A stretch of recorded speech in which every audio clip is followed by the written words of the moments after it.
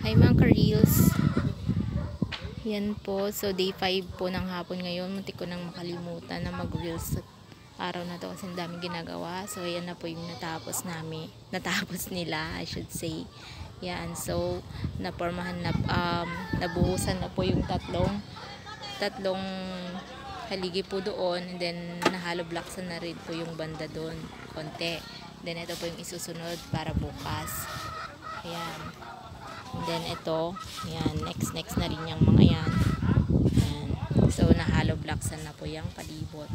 Konti-konti, pakonti-konti hanggang sa matapos. Yan. Naka-ready na rin po yung paglagyan po nila ng hollow blocks diyan.